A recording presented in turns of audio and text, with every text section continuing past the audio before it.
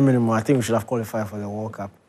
I actually have a very different view. I think the coaching was good. I think this is probably the best performance we've seen the team. Especially in the last this 25 minutes of the game. This was more like a Desmond Affair team than what we've seen in the opening stages of the competition. And to be frank, last week I said that it would take time. Tournaments are very funny. When it starts, you get into the groove. It's very difficult for players to quickly settle down and start playing the football they know. Sometimes you need to struggle, grind out results, and get to where you want to get to, which is bare minimum the knockout rounds. And once they got there, I think Egypt knew they couldn't compete with the quality of Ghana.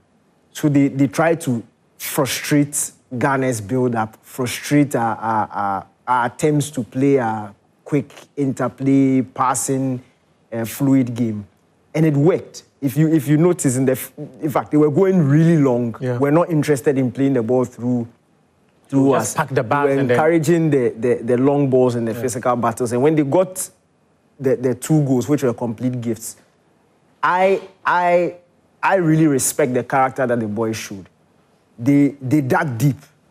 In the dying embers of the first half, they knew they had to force the issue. Yeah. And that's why I'm not really a fan of Aziz's long-range shots. But if it's not working, you need to take matters into your own hands. And he did. And if you don't shoot, and he got a goal.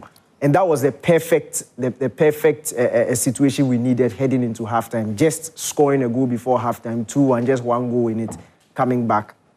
And then we saw the team now begin to play a bit better. We were creating some openings, creating some really good scenarios. It was just the decision-making or the finishing that was letting us down. And they continued to force the issue. Eventually, they got the penalty. Hakim scored it brilliantly. But it's the extra time that, for me, sort of exposed some of the poor decisions that were made going into the game. Coaching-wise, I think it was brilliant, but certain decisions. And one of it was starting a free in this game. He has had a bit too many flights, jet lag and all. And the guy arrived. He went to play a game on Saturday in Spain. Came back on Sunday. In fact, he flew out on Friday, played on Saturday, flew out on Sunday, and then played a game on Monday. So for me, I thought it would have been smarter if we had started him from the bench. Because to be frank, in extra time, when Egypt had the tired legs, that's when we needed his movement up front to be able to give some of these attacking players options. But at that point we had brought in Aziz Musbah, who is a very good forward, but he's very different from Afriye. Afriye is very mobile. He's always constantly moving around. Defenders have a lot to think about when he's around. But Aziz invites, he sort of like, Musbah likes the physical battles. He wants you to play it into him. He's Aziz Musbah. Yeah, so he's Aziz Musbah, that's why. So it's for me, that's what we're missing in extra time. That's a free factor. And to be frank, he was just a bit too tired to continue the game down that line. We had some good, obviously, Hakim came on. But it hurts because, again, like it's the same old thing that is happening. And when Da Costa was putting the ball on I don't know if you guys saw, his hand was shaking as he was placing the ball on the spot. He was poopy. And you see, but why was Sulemana not? Yeah, that's the question. The guy takes a 90th minute penalty to force it. The confidence it takes to step that up. 90th. In fact, 101 minutes. Yeah. And you see, for me, if he was on the pitch, I just can't readily remember. But if he was on the pitch, why wasn't he part of the first? He was on the pitch because Da Costa's hand was shaking. Like we were watching it and we're like, nah, this is a bad. He's going to miss it.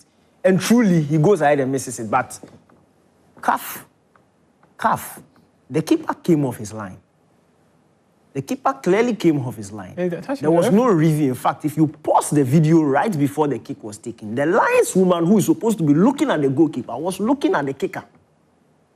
So that's an issue. And didn't spot the goalkeeper coming off his line. And VAR is being used. So why didn't VAR check that for the kick to be retaken? It just went ahead because of.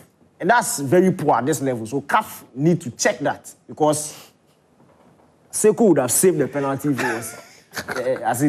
Da Costa would have scored the penalty if it was retaken. I know him. But look, it's a serious issue for me.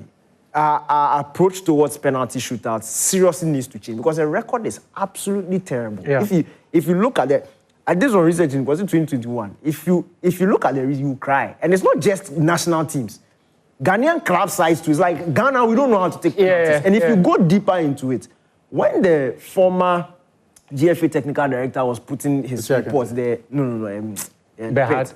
when he was putting together the DNA document, one of the weaknesses he identified after 2 years of research into Ghanaian players was our mental fortitude. He said we have a very poor mentality. Do you know who was a key part of the development of that DNA? Who? Desmond Ofer. Exactly.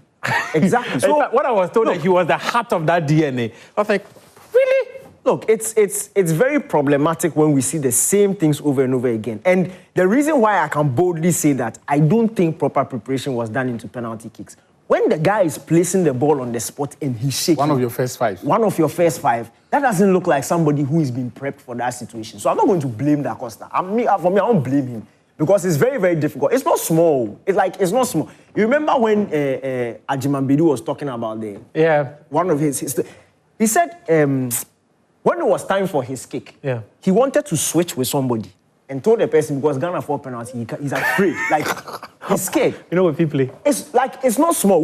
We see everything here is just a penalty, but it's huge pressure. And at that age, they need to be properly prepped. Even the top professionals are missing it. How much more under 20? So it just doesn't, what I saw today just doesn't signal a team that was prepped for the possibility of penalty shootouts. And unfortunately, we are out again.